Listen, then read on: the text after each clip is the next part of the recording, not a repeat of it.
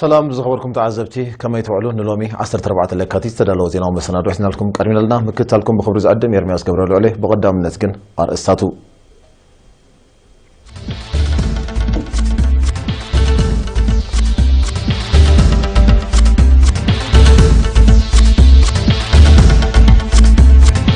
أب باطا أمو قاد قدات اللي مدفاز تقور عودة ذاته بعصر تغلت لكاتي تقايدو أب محدار كوابي بلزا شحن 7 زيقاتات مريت كيسات عدلو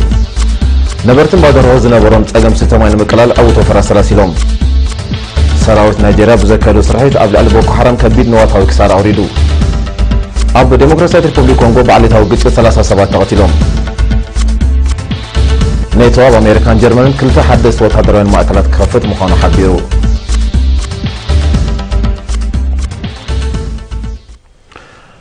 بمتحوار مينستر ايون سبا ودحنتن مينستر طعنان كالوت مشارختن اب كتما باصا اموغاد كشبو مرعى تحت عدمن كال غودات لمتاتن زتكور عودزته ب10 تخلت لك تخيدو مينستر ايون سبا ودحنتن ويزرو لول جبراب ابز سمعتو قال نزي اكالاون سن امرون حسيتات زلو لمتات نموغاد نزكايد نطفتات نموهار بدرجه هاجر قوما زلا كوميته نتي زكايد امام نمدنفا اب تكايدو صعري مدغاف ناي نفس كف زيغان كله مشارختن كيف لا ازاخيرا مينستر طعنا امين نور حسين بوغنا نتي حسايل لمدتات نمغتا كسلاسل صنحن نطفتات وحدت سلازينبرو كم تزدله كم زيد مع بمبره نزياده ادمعنت وحدت زملكتن اكلات منغسن محبراوين محبراتن اقداس مخونو اسميراتلو وانا كايد سراح ممحدار زوبا سميناوي قيح بحري اتو كبرم عند ميكائيل دما ات مدب ننوح زبله غيزه كسرحلو كونت صنحه بتناصل يكايد بمنبارو كم تتصبيت زغبرلو كم زيد مع طيسو از بدرجه هاجر كسرحلو تاميمو زلو وحد وطن سراح نقعوت من محدار زوبا زدلي مدغاف كغبر مخونو اراغيصو بدرجه عالم كساب 2030 كسمر زسرحلو زلو شتوتات زلاقي معبالن معوات ببدرجو زقوما كوميتات نصور بصحيت اماماتن تنديفو تواهيبون كم زلو ابتا اغاصامي تغليصو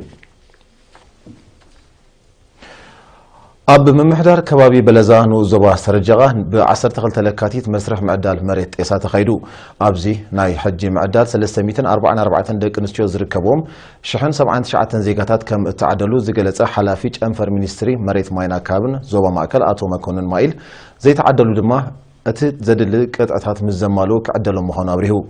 اما حضارين زبا سرجغا اتو عند مريم ملس ابز سمعو مدره نخلهم اب مسرح معدال طيساز زتساتفو اكلاتن شماغلتات عدن بمسغان كابزي معدال زترفو انتلو سنداتهم كصففو تلابيو اقدمو اب نو زبا غلا نفح من محدار كابيتات انبيتو عدم زمات لاغوينن شحن 605 زيغاتات مريت طيسا كمتعدله يذكر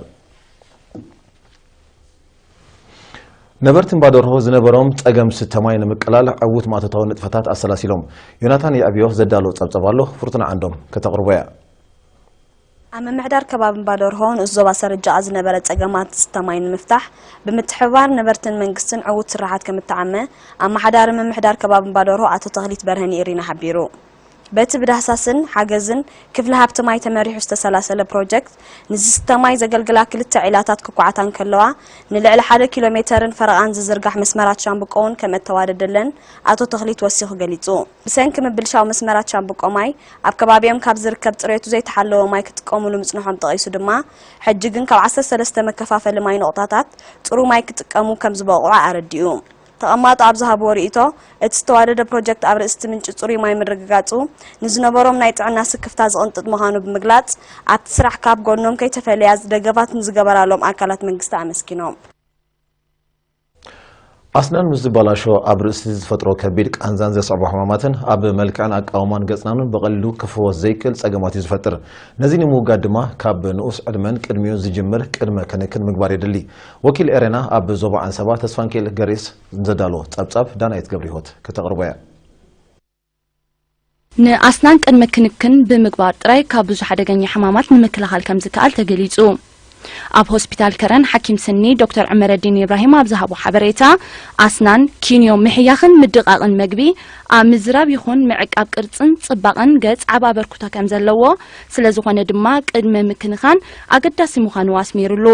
ነብሰ ጾር ኣብ ቅድመ ወሊድ እተዘውትሩ አመጋግባን ምሕላው ጥዕናን መሰረት ጥዑይ አስናኒ ዝበለ ዶክተር عمر الدين ካብ ህፃንነት ዝጅምር ምክንኻንን ጽሬትን ብሰፊሑ ክድፋሉ አዘኻኺሩ ኣብ ሕክምና ዝረኣዩ ሕማማት ስኒ ዝበዝሑ ሳንግቡእ ምክንኻን ዝስዕቡ ምዃኖም ቅልጡፍ ሕክምናዊ ረድኤት ምዘግበረሎም ድማ ሳዕቤኖም ሓደገኛ ክኸውን ከም ዝኽእል ብምግላጽ ዝኾነ ሕማም ስኒ ዘጋጠሞ ሰብ ብዝቐልጠፈ ናብ ሕክምና ክመጽእ ከም ዝግባእ ገንዚቡ ምስዳድ ኩርምቲ ይኹን ስኒ ከም ቀዳማይ ኣማራጺ ክውሰድ ከም ዘይብሉ ጸቂጡ ዘዘኻኸረ ዶክተር ዑመረዲን ካብ ቃንዛ ንምክልኻል ኢልካ ዝውሰድ ስጉምቲ ምምዝባል ኣስናንን ምድዋን መልክዕን ከስዕብ ስለ ዝኽእል ንዝተባላሸወ ስኒ ይኹን ኩርምቲ ምምላእ እቲ ክልመት ዘለዎ ኣገባብ ፍወሳ ምዃኑ ገሊጹ ዶክተር ዑመረዲን መወዳእታ ዝበዝሑ ጸገማትን ሕማማትን ስኒ ብሰንኪ ዋሕዲ ኣፍልጦ ዝስዕቡ ምዃኖም ብመጽናዕቲ ከም ዘረጋገጹ ብምሕባር መዝምልከቶ መሻርክቲ ብምውህሃድ ብዛዕባ ኣስናንን ኣገባብ ምክንኻኖምን ጎስጓስ ንምክያድ መደብ ከም ዘሎ ኣብሪሁ ኣብ ሆስፒታል ከረን ዝርከብ ሕክምና ስኒ ካብ መላእ ዞባ ዓንሰባ ከምኡውን ገለ ክፋላት ጋሽባርካን ሰሜናዊ ቀይሕ ባህርን ንዝመጹ ዘገልግል ኮይኑ ሓደ ሓኪም ስኒ ዝርከቦም 9 ክኢላታት ኣለውዎ ኣብ ንኡሳን ዞባታት እምነ ሓይልን ዓዲ ኾላን ብዝተፈላለየ ሞያታት ካብ 2 ክሳብ 4 ኣዋርሕ ዝሰልጠኑ 75 መንእስያት ተመሪቖም እቶም መንእስያት 15 ካብ ንኡስ ዞባ ዓዲ ኾላ 60 ድማ ካብ ንኡስ ዞባ እምነ ሓይሊ ኮይኖም ብምርባሕ ንህብን ደርሁን ከምኡውን ስነ ጽባቐ ጸጉሪ ርእስን እዮም ብግብርን ክልሳ ሓሳብን ሰልጢኖም ኣብ መዛዘም ናይ ስልጠና ሓላፊ ሃማተይ ዞባ ደቡብ መንእሰይ ግርማይ ገብሩ ኣብ ዘስምዑ ቃል መንእስያት ኣብ ከባቢኦም ክፈጥርዎ ንዝኽእሉ ዕድላት ናይ ሽቕለት ብምግንዛብ ማሕበር ከድምዕሉ ኣብ ዝኽእሉ ዓውድታት ሞያ ስልጠናታት ንምሃብ ኣበርቲዑ ይነጥፍ ከም ዘሎ ጠቂሱ ብዝቐሰምዎ ሞያ ናቶም ዋኒን ንኽኸፍቱ ናይ ልቓሕ ዕድላት ተራሒሎም ከም ዘለውን ኣነፂሩ ሰልጠንቲ ብወገኖም ንኡሳን ዞባታት ዓዲ ኋላን እምነ ሓይልን ንምርባሕ እንስሳ ብሓፈሻ ንምርባሕ ንህቢ ድማ ብፍላይ ምቹእ ስለ ዝኾነ ኣብዚ ኣርባሒ ሕርሻዊ ንጥፈታት ተዋፊሮም ንኸድምዑ ዝቐሰምዎ ስልጠና ሓጋዚ ምዃኑ ገሊፆም ኣመሓዳሪ ንኡስ ዞባ እምነ ሓይሊ ኣቶ ኣብርሃም መኮንን ኣብ መወዳእታ መንእስያት ኪኖት ዝቐሰምዎ ስልጠናታት ብተበገስታት ወሲዶም በብዝምባልዮም ከበርክቱን ኣብ ዝተዋፈርሉ ብንጥፈት ክዋሱን ብምዝኽኻር መምሕዳራት ድሌታቶም ንምምላእ ምድጋፍ ከም ዝገብራ ኣረጋጊጹ ዝኸበርኩም ተዓዘብቲ ስዒቡ ዜና ውፅእ ሃገራት እዩ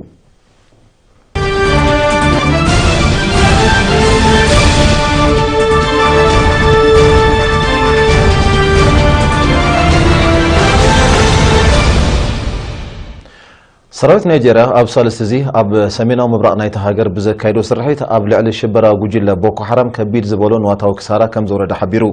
በቲ ኣብ ኣውራጃ ቦርኖ ዝተኻየደ ስርሒት ኣገደስቲ ማዓስከራት ናይቲ ሽበራዊ ጉጅለ ከም እተቆጻጸረ እዩ እቲ ሰራዊት ዝገልጽ ዘሎ ብዘይካዚ በቲ ስርሒት ቦኮ ሓራም ጨዊዎን ንጸንሐ 46 ሰባት ነፃ ከም ዘውፅዎን እቲ ስርሒት ይቕጽል ከም ዘሎን ኣዘዝቲ ሰራዊት ናይጄርያ ሓቢሮም እዚ ከምዚ ኢሉ ከሎ መራሒ ናይቶም ዕጡቓት ኣቡበከር ሻካው ንስክላት ከም ዘምለጠ ተገሊጹ ኣብ ሰሜናዊ ሸነኽ ናይጄርያ ኣስኪሩ ዘሎ ቦኮ ሓራም ጠንቂ ጸጥታውን ማሕበራዊ ቁጠባውን ጸገማት ናይጄርያ ኮይኑ ከም ዘሎ ይፍለጥ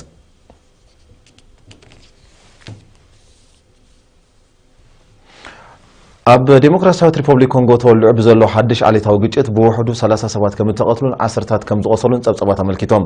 በዚ ኣብ ሰሜናዊ ምብራቕ ናይቲ ሃገር ተወልዑ ዘሎ ግጭት ኣብ ውሽጢ ሓደ ሰሙን ጥራይ ልዕሊ 22,000 ዜጋታት ናብ ጎረቤት ሃገር ኡጋንዳ ከም ዝሃደሙ እዩ ዝግለጽ ዘሎ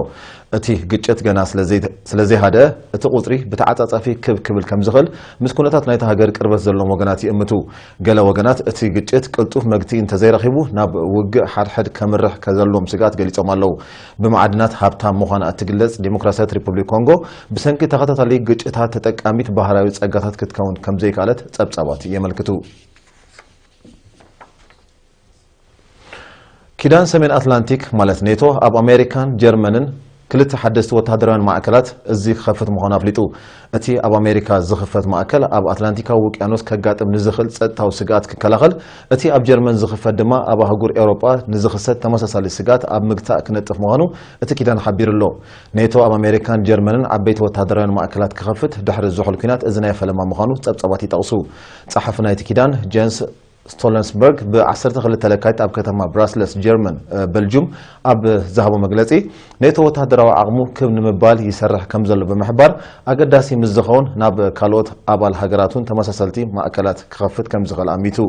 ሓያሎ ካብ ኣባላቱ ነቲ ዘድሊ ወተሃደራዊ ባጀት ከም ዝኸፈላ ዝሓበረ ስቶለንስበርግ ዓቕሚ ኔቶ እናጎልበተ ይመጽእ ከም ዘሎ ኣረዲዩ ኣባላት ናይቲ ኪዳን እንተወሓደ 200 ናይ ጃምላ ሃገራዊ እቶተን ንምክልኻል ከውዕላ ይሕተታ መንግስቲ ሚያንማር ነቲ ን10 ዓመታት ኣብታ ሃገር ዝቐጸለ ግጭት ንምህዳእ ብ13 ለካቲት ምስ ክልተ ተቃዋምቲ ጉጅለታት ስምምዕ ምቁራጽ ተኽሲ ከቲሙ እዚ ስምምዕ እዚ ዝተበጽሐ ኣብ መንጎ መንግስቲ ሚያንማርን መራሕተን ክልተ ተቃዋምቲ ቀቢላውን ውድባትን ንልዕሊ ሓደ ወርሒ ድሕሪ ዝቐጸለ ዝርርብ እዩ ኣብ ሚያንማር ብውሕዱ 10 ተቃዋምቲ ውድባት ከም ዘለዋ ዝሕብሩ ሰመዚ ሚያንማር ነዚ ምዘን ክልተ ቀንዲ ጉጅለታት ተበጽሑ ዘሎ ስምምዕ ምቁራጽ ተኽሲ ድሕሪ ምግምጋም ምስተን ዝተረፋ ኣብ ተመሳሳሊ ስምምዕ ንምብጻሕ ዝካየድ ጻዕርታት ክሕይል ምዃኑ ገሊጾም ኣብ ሚያንማር ብሰንኪ ተወልዑ ዘሎ ዓሌታዊ ግጭት ኣስታት 700,000 ኣባላት ቀቢላ ሮሂንጃ ናብ ባንግላዴሽ ተሰደም ከም ዘለዉ ይፍለጥ ኣባላት ብሪጣንያ ዘይመንግስታዊ ትካል ረድኤት ኦክስፋም ኣብ 2011 ኣብ ሄይቲ ተዋፊሮም ኣብ ዝነበሩሉ እዋን ሓያሎ ጾታዊ በደላትን ንባህልን ኣነባብራን ህዝቢ ሄይቲ ዝብርዝ ዘይስነ ምግባራዊ ንጥፈታት ከም ዘካይዱ ተቃሊሑ ጋዜጣ ኒውዮርክ ታይምስ ኣብ ዝስፈረቶ ዜናዊ ጸብጻብ ኣባላት ዘይመንግስታዊ ትካል መግብን ካልእ መሰረታዊ ጠለባትን ንምሕታት ንዝመጽኦም ደቂ ኣንስትዮ ብገንዘብን ንዋትን ኣታሊሎም ጾታዊ ድሌታቶም የማልኡ ከም ዝነበሩ ኣቃሊዑ ብሰንኪ እዚ ብሰፊሑ ዝተቃልሐ ጸብጻብ ሓያሎ ዜጋታት ሄይቲ መንግስቶም ነቲ ትካል ከባሮ ጻዕዊት ከም ዘቕረቡ ድማ ተገሊጹ ኣቐዲሙን ኣብታ ሃገር ተዋፊሮም ዝነበሩ ኣባላት ዓቃብ ሰላም ሰራዊት ሕብራት ሃገራት ኣብ ልዕሊ ዓቕሚ ሄዋን ዝበጽሓን ዘይበጽሓን ዜጋታት ናይቲ ሃገር ብዝፈጸሞ ጾታዊ ገበናት ክሲ ከም ተመስረተሎም ይፍለጥ ኣብ ሄይቲ ኣብ 2010 ዝተኸስተን ህይወት ልዕሊ 226 ዜጋታት ዝቐዘፈን ሓደጋታት ምንቅጥቃጥ ምድርን ሱናሚን ነቲ ሃገር ኣደዳ ምትእታው ግዳማውያን ሓልታት ከም ዝገበራ ጸብጻባት ይጠቕሱ በዚ ድማ ኣብ ግዜያዊ መዕቆቢታት ዝርከብ መብዛሕትኡ ህዝቢ ሄይቲ ኣደዳ ጥሜትን ብኣባላት ዓቃብ ሰላም ሰራዊትን ዘስፋሕፍሐ ተመሓላለፍቲ ሕማማትን ኮይኑ ምህላው ይፍለጥ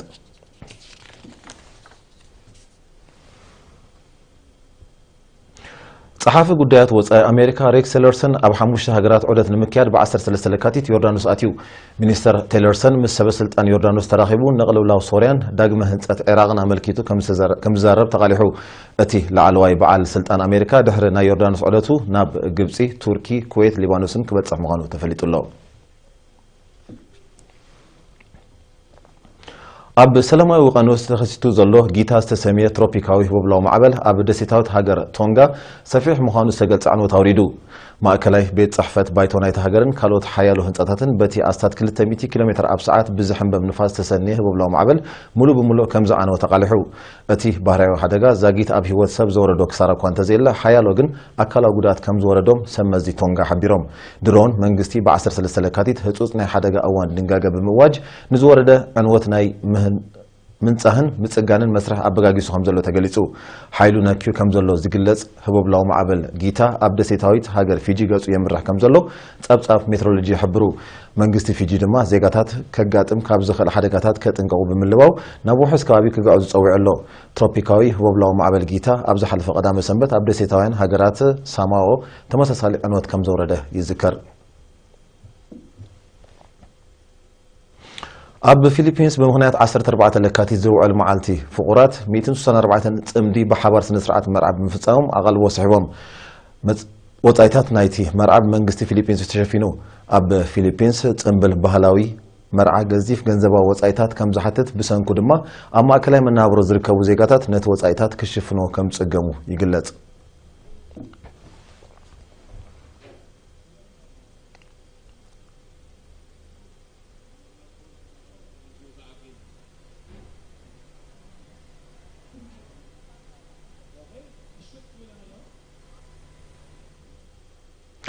ዝኸበርኩም ተዓዘብቲ ሓፈሻዊ ዜና ኣብ ዝፍጸም ብሩኽ ናይ ስራሕ መዓልቲ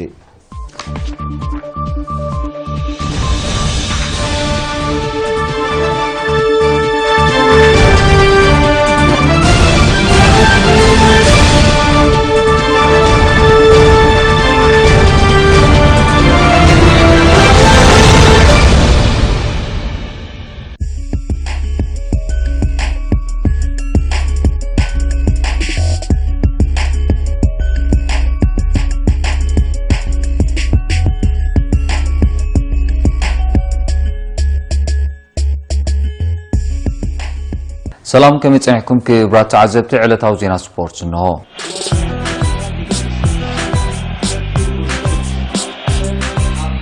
شامبيون قدم بشكلتا افريقيا عام 2018 لو ما بكتما كيغالي رواندا كغفتي ሎሚ ኩለን ሃገራውያን ጋንታታት ኣብ ናይ ጋንታ ደቂ ተባዕትዮ ናይ ግዜ ውድድር ክጽመዳን ኤርትራ ብዝነሎም ዓመት ውድድር ብኽልቲኡ ጾታ ተሳተፍ ዘላ ኮይና በአሰልጠንቲ ሳምሶን ሰሎሞን ዮናስ ዘካርያስ ዝተመርሑ አማኑኤል ገብረ እግዚአብሔር መቅሰፍ ደበሳይ ተስፎም ዖባ ማርያም ሜሮን ተሸመ መትከል ኢዮብ ዘመንፈስ ሰሎሞን ሄኖክ ሙሉ ብርሃን ሳይሞን ሙሴ ቢንያም ግርማይ ናታን መድሃኒት ቶማስ ጎይቶም ሃገር ዓንደ ማርያምን ካብ ደቂ አንስትዮ ድማ ሙሳና ደበሳይ ወሓዚት ኪዳነ ብስራት ገብረ መስቀል ትዕግስት ገብረ ህይወት ደሴት ኪዳነ ንኤርትራ ክውክሉ እዮም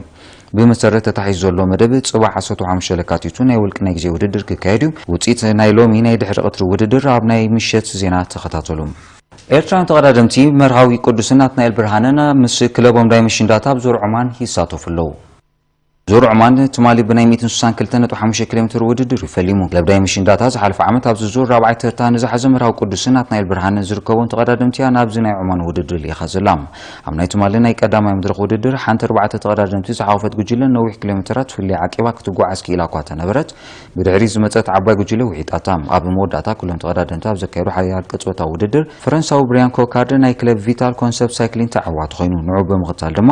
እንግሊዛዊ ተቀዳዳማይ ዳይመሽን ዳታ ማርካቬን ዲስካላይ ተቀዳዳማይ ትሬክስ ጋቭሬዶ ጃኪ ሞኒዘሎ ድማ ሳልሳይ ኮይኖም ካብ ኤርትራን ተቀዳደምቲ ድማ መርሃዊ ቅዱስ መበል 34 ናትናኤል ብርሃን ድማ መበል 36 ተርታ ሒዞም ውድድሮም ፈጺሞም ብደረጃ መንስያ ድማ መርሃዊ ቅዱስ መበል 15 ተርታ ሒዙ ሎሚ ኣብ ዝካየድ ናይ ካልኣይ መድረኽ ውድድር ካኣትዩ